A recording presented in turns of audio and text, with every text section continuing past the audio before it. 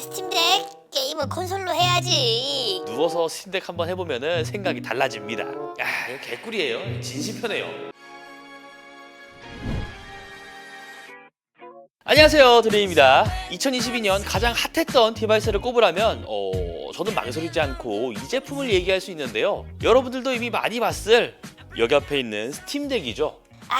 스팀덱 게임은 콘솔로 해야지. 게이밍 PC가 있는데 왜 저걸 써야 하냐. 누워서 스팀덱 한번 해보면은 생각이 달라집니다. 이거 개꿀이에요. 진심 편해요. 이미 휴대성에 대해서는 극찬을 받았던 기기이니만큼 이 스팀덱 자체로는 오늘 영상 큰 의미가 없겠죠. 그래서 이번에는 반대로 생각을 해봤습니다. 휴대성이 좋은 스팀덱인데 여기에 주렁주렁 덕지덕지 붙여서 게이밍 컴퓨터처럼 활용을 해보면 어떨까 말이죠. 그래서 코모도로부터 스팀덱 전용 도킹 스테이션을 지원받아서 활용을 해봤습니다. 우선 박스 크기는 꽤나 컴팩트했어요. 개봉을 하면은 바로 도킹 스테이션이 보이고 그 아래는 충전기가 보이고요. 이 충전기는 스팀덱에 기본 제공되는 것과 똑같더라고요. 물론 제가 산 거는 북미 버전이라 플러그 모양이 다르긴 하죠. 그리고 맨 아래쪽에는 두꺼운 설명서가 자리를 잡고 있습니다. 포트 구성은 제품의 크기가 컴팩트한데도 꽤나 알차게 들어가 있다고 생각을 해요. USB 타입 A가 3개가 있고요. 랜 포트도 보이고요. 충전을 위한 타입 C도 보입니다. 그리고 HDMI DP 각각 하나씩 있어서 스팀덱이 가지고 있었던 타입 C 하나에서 굉장히 많은 포트를 구성할 수 있다는 거는 매우 좋다고 생각을 해요. 그리고 이 케이블을 확인해 보면은 탈착을 할 때 쉽게 하라고 이 앞부분이 살짝 튀어나와 있는데요. 이렇게 세세한 디테일 아주 마음에 들었습니다. 그리고 키보드와 마우스를 후면 포트에 꽂아주고 HDMI 케이블도 꽂아주고 마지막으로 전원 공급을 위한 케이블까지 꽂아주면은 세팅은 끝나게 됩니다. 바로 이런 모습인데요. 그럼 게임을 해보면서 이야기를 이어가 볼게요. 처음 도킹 스테이션에 연결하면 업데이트가 진행이 되더라고요. 시간은 한 3분에서 4분 정도 걸리니까 업데이트 해주시면 좋을 것 같고요. 우선 플레이는 가볍게 호그와트 레거시로 시작을 해봤습니다. 앞으로 나올 모든 게임은 스팀덱 옵션 거의 최하업이죠. 그리고 FSR 적용에 선명도는 최대로 맞춰두고 게임을 해볼 건데요. 생각했던 것보다 괜찮아서 놀랐습니다. 네이티브 풀 HD 생각하면은 부족한 게 보이긴 하는데 HD에 상대라고 생각하기는 쉽지 않은 퀄리티더라고요. 다만 프레임 저하는 감안해야 합니다. 오브젝트가 많이 보이는 지역은 한 30에서 40프레임대를 보여주고 한적한 곳이나 스토리 관련 영상을 보여주면 50에서 60프레임 정도 나오기 때문에 중간중간 프레임이 떨어지는 게 체감이 될 테고요. 니드포 스피드 히트도 호그와트 레거시와 비슷하게 성능이 나오더라고요. 30에서 40프레임대가 나오는 것을 볼 수가 있는데 호그와트 레거시보다 훨씬 움직임이 많은 화면이라 화면이 부드럽지 않다는 느낌을 더 받았습니다. 하지만 FSR을 통해서 화면이 미려해졌다는 느낌은 확실하게 있습니다. 단순하게 HD 상도를 키워놨다면 받지는 못했을 만한 그러한 느낌이었고요. 고철 수집 게임 아니 서브노티카 빌로우제로도 초반 부분이긴 하지만 50프레임대에서 최대 70프레임까지 찍히기 때문에 게임을 하는데 전혀 문제가 없었고요.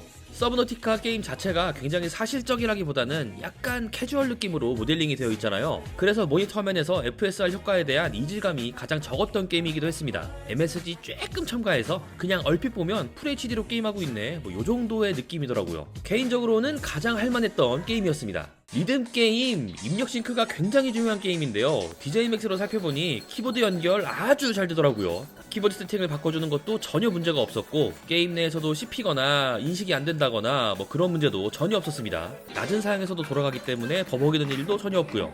제가 초반에 게임을 하면서 계속 음악하고 건반 싱크가 안 맞아서 이게 왜 그런가 하고 보니 블루투스 스피커라서 소리가 조금 늦게 나오더라고요.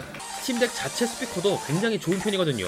사운드 출력을 스팀덱으로 설정해놓고 쓰면 되고 무선 이어폰으로 쓴다면 더 좋을 것 같고요.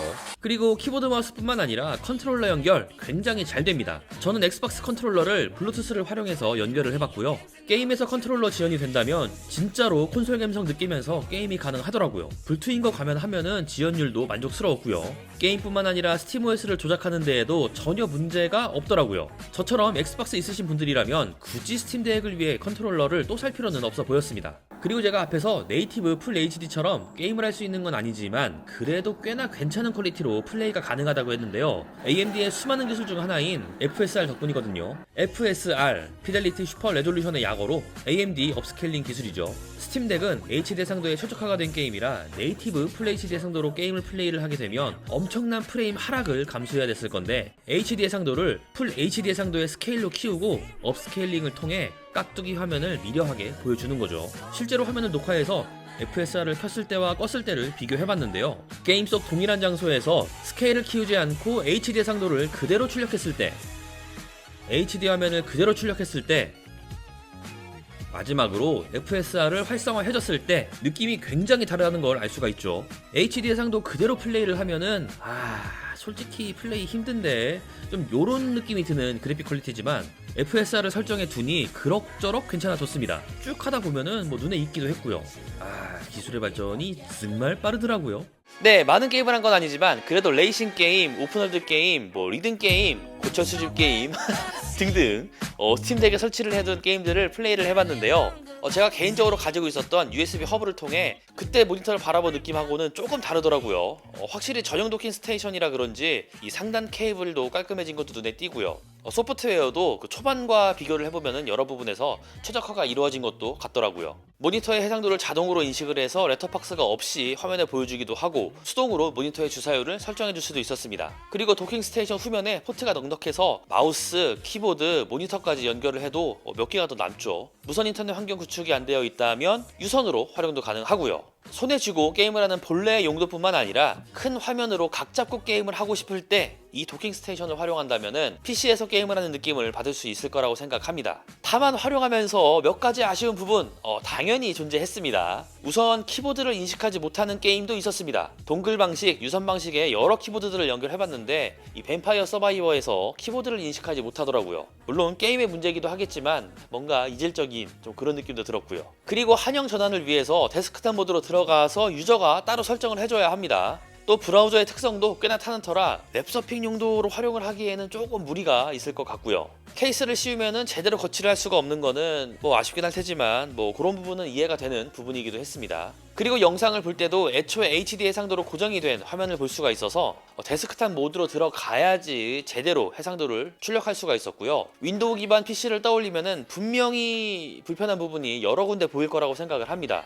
마지막으로 이 도킹 스테이션이 출시가 되기 전 제가 활용했던 두 가지 방법하고 비교를 해보자면은 첫 번째는 제가 가지고 있었던 USB 허브, 스마트폰 거치대를 활용했었던 방법이죠. 가장 저렴하고 쉽게 활용이 가능하지만 개인적으로는 선정리가 너무 안 됐고요. 또 주렁주렁 달린 느낌이라서 좀 지저분하다는 그런 느낌을 많이 받았었습니다. 그리고 두 번째 방법은 일체형 서드파티 제품을 구매를 해서 포트 확장, 스탠드 역할로 제가 활용을 했었는데요. 굉장히 만족스러웠습니다. 하지만 그것도 어쨌든 추가 지출이기도 했고요. 이게 또 아쉬운 점이 전체를 보호해주는 케이스를 착용할 수 없다는 게 그게 조금 아쉽더라고요. 또 크기 자체가 작다 보니 허브 확장에도 한계가 있었습니다. 반면에 스팀덱 도킹 스테이션은 확실히 전용 제품이 주는 깔끔한 느낌이 좋았고요. 케이블 디자인과 확장성 또한 전용 독다운 모습이라고 생각을 합니다.